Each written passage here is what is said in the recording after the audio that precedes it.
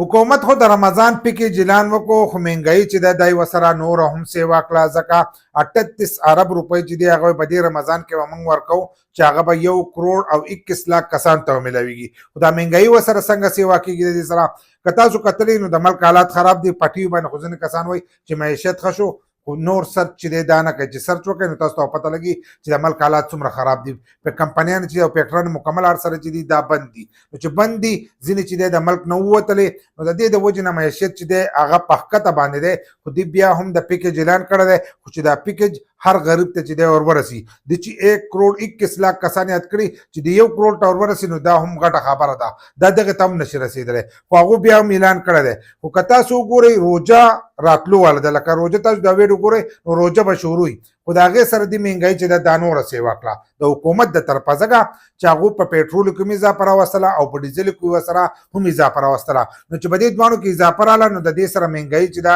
دا نوره هم سیوا کېږي ځکه زموږ د ټول ملک کار سره چې کېږي هغه په پیټرول او په ډیزلو باندې کېږي ځکه د خروج کم سامانونه چې دي دا په ګاډو کې راځي کرایه نه د دې سره سیوا شي داسې فیکټریانې کمپنیانې دي چې هغه په دې باندې چلیږي نو د دې د وجې نه چې دی په ملک کې مهنګایي چې ده دا به نوره سیوا شي نو دغه روپۍ چې دي دا به ستاسو نه واپسي چې دی په دې طریقه باندې وکاږي لکه کمې روپۍ چې په پیکیج کې ورکوي نو هغې د وجې نه چې دی مهنګایي به هم راځي ځکه چې تاسو ته په پیټرولو او په ډیزلو کې پته لګېدلي چې هغه یې ګران کړي دي نو د دې د وجې نه به کرایه هم سیوا شي او کوم چې د خوراک شیزونه دي هغه به ورسره نور هم ګران شي تاسو راسره خپل رایه چې دی هغه لازم شریک کړئ